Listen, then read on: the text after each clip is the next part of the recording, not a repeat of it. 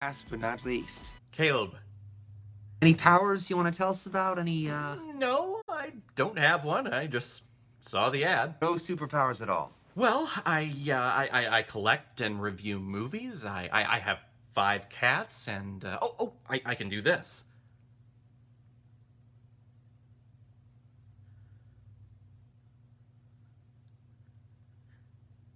Yeah. You're in. Yes!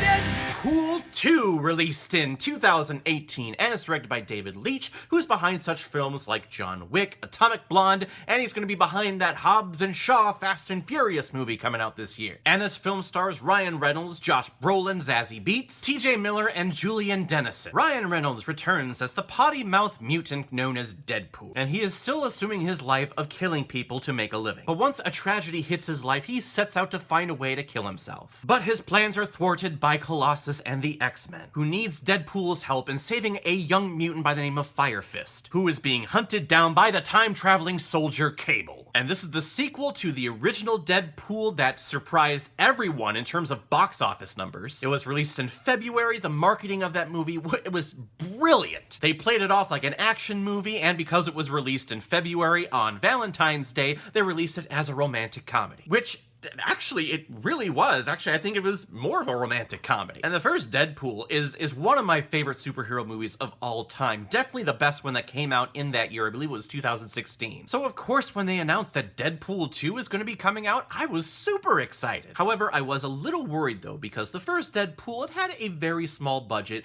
It came out in February, which is a time that, big movies, big blockbuster movies don't tend to come out in. Not a lot of competition. But for Deadpool 2, this movie came out at the end of May of 2018, which was like 2 or 3 weeks right after this big movie called Avengers Infinity War. And I was just thinking, why would you do that to yourself? There's just no way this film could be the best film of all time, and you are not going to do that well because Avengers is such, a huge animal that is still going to be piling in money even 3 weeks after its initial release. Why cannibalize yourself? Release your movie later in the summer. Even better yet, release it in March. Black Panther just wraps up. It's right before Avengers Infinity War. It would have been perfect. The film still made money though. It still made its budget back. It made a profit.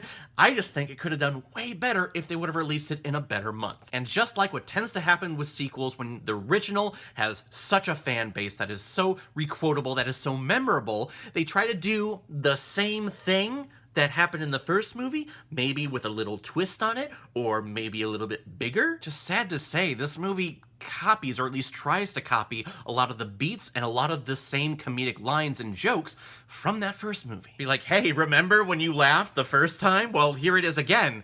Ha ha ha.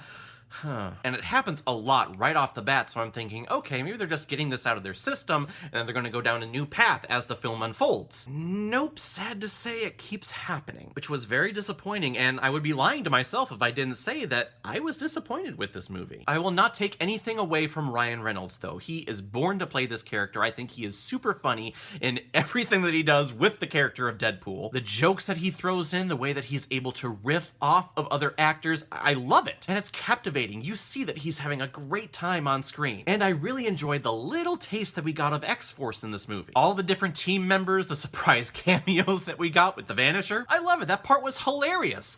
Just sad we'll never get that X-Force movie now. But outside of that, everything just felt slightly off with this movie. And I put the majority of the blame on Julian Dennison. This kid is the main antagonist of the film. And if we first start off with just the actor, I am not impressed. To me, he just seemed like he was trying to keep up with Ryan Reynolds, which very few people can do, let alone you, kid. He kept trying to improvise, he kept trying to say all this funny dialogue, and it was not funny. At least it was not delivered in a comedic way, but he tried. But the main conflict of this movie is that Cable comes back in time to kill this kid because later on in life, he becomes this really bad mutant that kills everybody. And apparently what sparks that is his very first kill. Once he kills that first person, then he gets a taste for murder and he goes on a killing spree over several decades. But Deadpool, in trying to make himself a better man, says, no, give me 30 seconds to speak with him and to change his mind and to show him how that is wrong. what? The first Deadpool movie, it was great. It was simplified. It wasn't complex at all. Didn't have anything to do with philosophies about killing people. It was straight up, hey, the bad guy took the woman I love, I'm gonna go get him. But here, Deadpool's rationale is that if I talk to this kid and tell him that, hey, killing is bad and prevents him from killing that first person, then everything's gonna be okay. And only in comic books or in children's stories does that mindset work. I'm sorry, maybe it's the cynic in me, but if you stop his first kill from happening today, that doesn't mean that he's not going to kill later on down the road if he gets pissed off. I'm thinking that this is starting to become a conversation of nature versus nurture, but I feel that if you are that person, if you are inherently that person, then it's probably going to happen at some point. So this whole plot, this whole story, it really doesn't make sense to me, which is where my mindset is when I'm talking about, oh, we're gonna rehash everything from the first movie and just kind of capitalize on all the Deadpool money that's out there. No, that didn't work for me. Josh Brolin as Cable, I really enjoy him as Cable though. He's got the look, the dude is jacked to shit, and he plays that dry, serious character very well. It plays very well with Ryan Reynolds as Deadpool. I just wish they gave him something better to do. I'm a Cable fan. I grew up in the 90s and watched that X-Men cartoon, so yeah, I was really pumped when there was like, Cable's gonna be in Deadpool 2, and he's gonna be played by Josh Brolin, and this is what they have him doing. I'm disappointed. If anything, this film felt like a prequel to the X-Force movie that we were supposed to be getting a couple of years down the road. But now that Disney owns Fox, that is not gonna happen. But apparently we are gonna get a Deadpool 3, so fingers crossed, hope that happens. I'm going to give Deadpool 2 2.5 out of 5 Blu-rays. I found that if you have a goal, that you might not reach it. But if you don't have one, then you are never disappointed.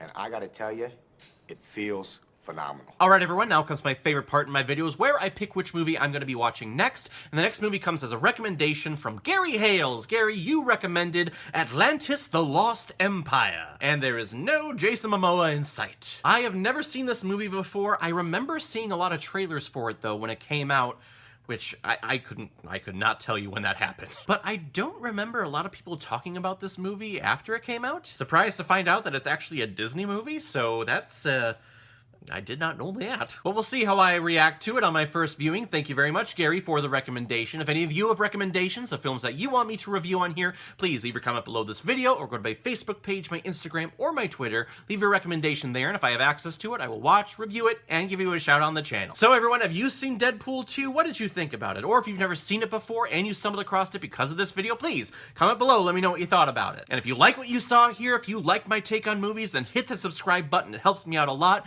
We are trying to reach 1,000 subscribers by the end of 2019, and if we do that, I will reward everyone by recording my reaction of watching the movie Arachnophobia, which is just gonna be hilarious. So everyone, I will see you next time with my review of Atlantis: The Lost Empire. So in the meantime, be well, be good to each other, and go watch a movie. Take care, guys.